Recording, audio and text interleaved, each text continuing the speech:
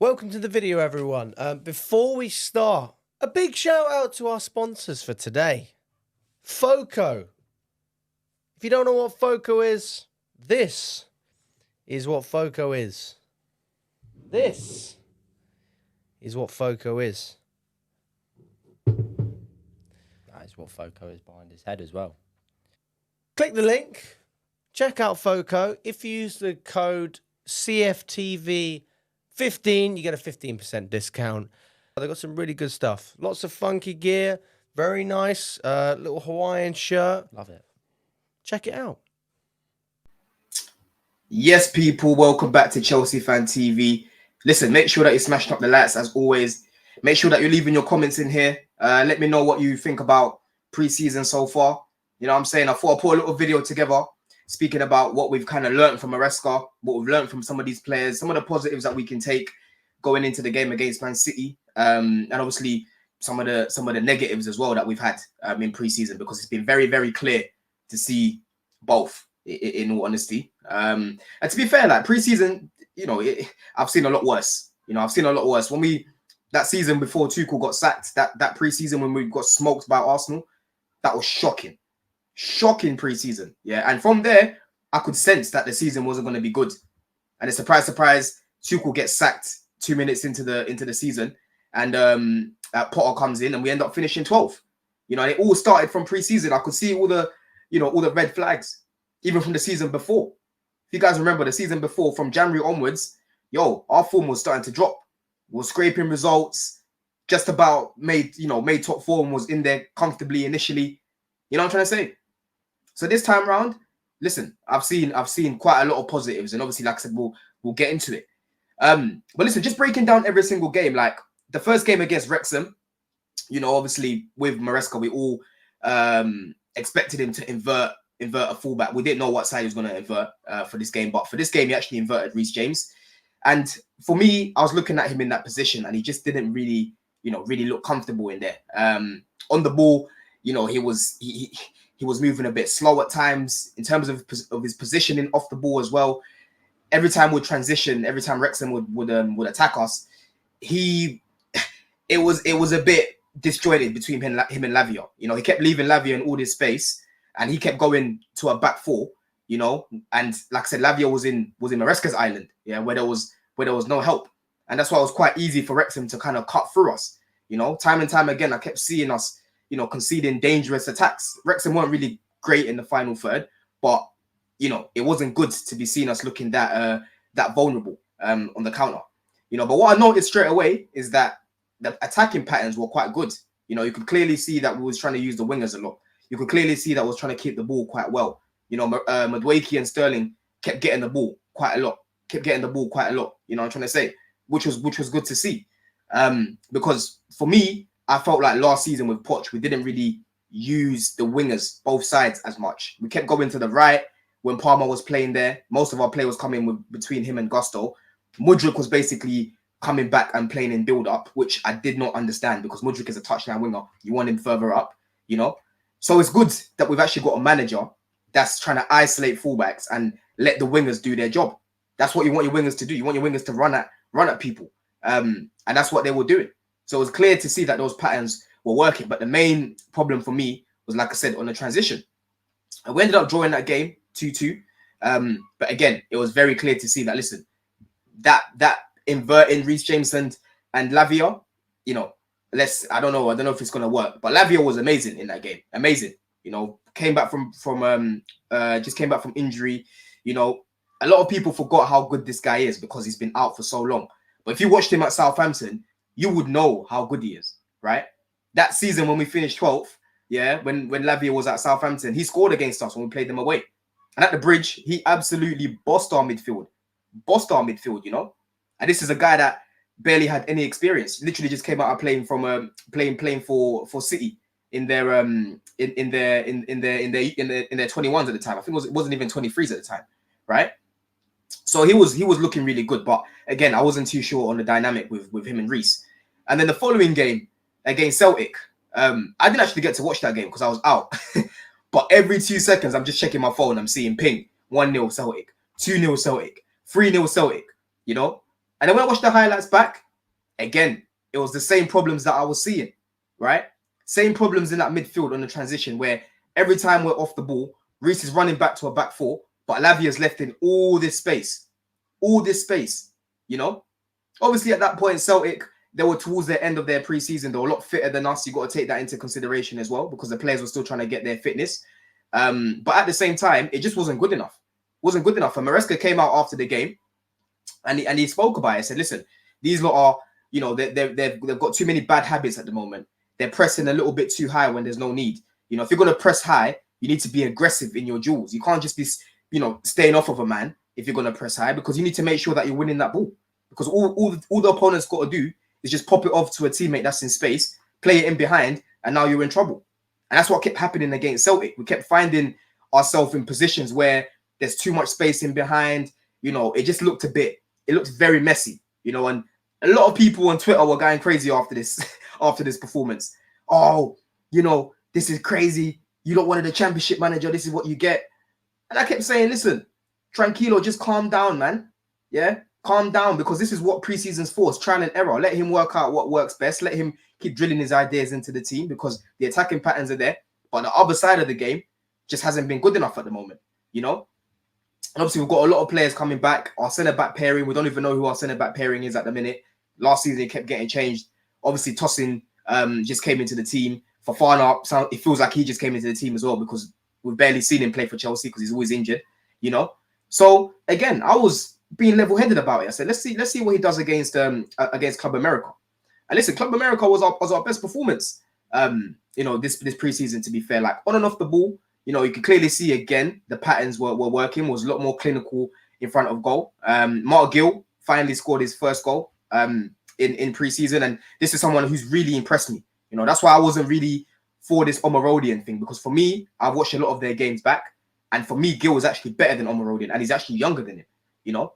So I didn't really understand why you want to bring in another raw player, have to send Gill out on loan, and before you know it, we're selling Gill and we're keeping a worse player, you know? And as it stands right now, it looks like that deal is completely off. Obviously, Ornstein and Fabrizio have said it's completely off, but there's a few articles here and there, a few things floating about in Spain about it potentially being revived. But listen, I'll be real. I think Chelsea are going to go for João Felix. I think he's the main target at the moment. But yeah, he was good in that game as well. Madueke, listen, he's really impressed me in pre-season. To be fair, I think on the ball he's been very threatening. He's been very direct.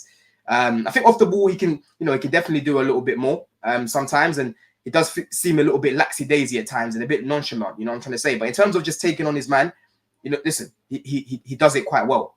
He does need to improve his end products, and that's something that he did against Club America. He was actually crossing it on his right foot. Actually, no, not Club America. Against Man City, right? For the goal that Sterling scored, he crossed it on his right foot. As soon as he came on, basically, do you know what I'm trying to say? So as soon as Sterling came on, he got that assist for him. So listen, there's a few things to take from pre-season at the minute that I've been impressed with. And for me, like I said, the main thing is the attacking. You know, the attacking at the minute looks really good. The main problem that we've had is finishing our chances of being quite clinical up there. Obviously, at the moment, we've had Gill, and for me, he hasn't really had any clear-cut chances. You know, Chelsea fans haven't really had an opportunity to see what it's like in front of goal, because I'm not really seeing anyone playing it in between the lines and letting him have a one-on-one. You know, the goal that he scored was from Dewsbury Hall, whipping it in from the left, and he attacked the space, which was good. But other than that, I haven't seen anyone really creating some clear-cut chances for him, you know? But like I said, he's really impressed me. But yeah, that performance, like I said, against Club America, on and off the ball, we were good, you know? But the following game after that, he changed quite a few things. There was a lot of big names on the pitch, but he had Dewsbury Hall playing, you know, like left wing. You had Gusto holding the width from the left. You had Enzo playing in between the lines. You know, it was just, the chemistry just wasn't there. It was very disjointed, you know, because Man City didn't have the greatest lineup. You know, we're keeping the ball, but wasn't really doing much with it. You know, in terms of the fluidity of the attack, it wasn't really on. And that's what happens when you play multiple people out of position and they're not comfortable in that position. Like Mudryk was playing right wing in that game. Listen, these players they're not gonna perform to their best. That's why I always say it's best to try and play all these players in their best position. That's how you get the best out of them. You know, some players are more versatile than others. For example, Cole Palmer is quite versatile. You know, we've got Gusto, who's quite versatile, but not everyone's got that IQ. You know what I'm trying to say? So again, it was trial and error for that game. And listen, we self-sabotage against Man City. Yeah, giving the ball away in stupid areas, tossing. Who else? Caicedo. You know, stupid areas. Like apart from Oscar Bob scoring the goal that he did, Man City didn't really threaten us. They weren't really doing much in that game. I'll be real. Most of it was self-inflicted, like last season. You know, that's what the main problem was. It was self-inflicted, like last season, and that followed into the game against Real Madrid. It followed into the game against Real Madrid. You know, and the defending against Real Madrid was an absolute joke. Absolute joke. You know, I'm seeing people just, you know, not pressing their man. You're giving Vinicius all this time. You're giving Rodrigo all this time on the ball. What do you expect to happen? They're just going to play in behind you. You're playing against world-class players, you know? So that wasn't good to see. But again, at the same time, when I'm watching these guys, Lavia in the midfield, he looks sluggish in terms of his fitness. Reece, he's been out for a minute. He looked quite sluggish off the ball as well, you know? And again, that relationship between our centre-backs, I think it was Badiashile played that game for sure. And it was Levi Colwill that was playing that right centre-back, you know? And again, their chemistry just isn't it at the moment. And that's what I'm saying to you people. We need to find our best pairing because everything starts from the back. Chemistry starts from the back, right? And you need to make sure that you've got a pairing that understands each other.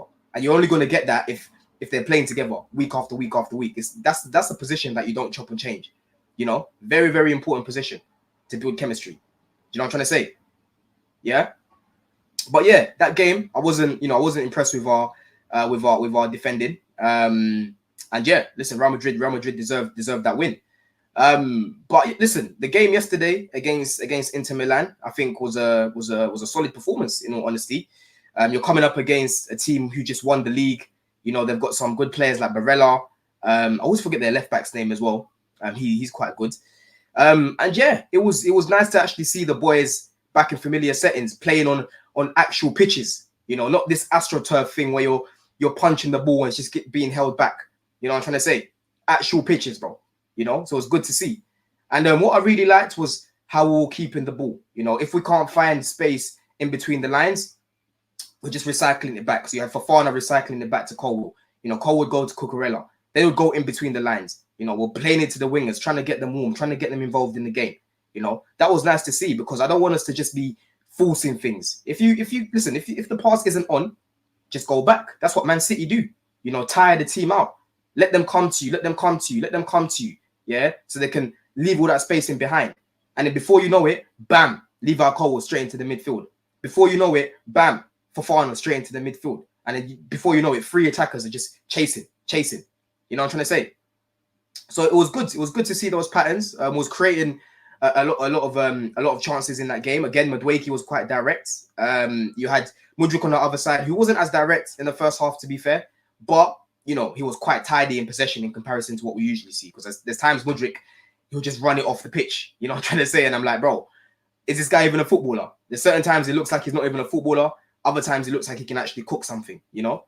That's the frustrating thing about Mudryk. So listen, it was good to see him have a little bit of a tidy first half. And then in the second half, he was dangerous. He created some good chances for our attack, 3 clear-cut chances for Levi, for Nkuku. And if they bury them, we're at least 2 goals up in that game, you know? Someone was saving Inter, saving them.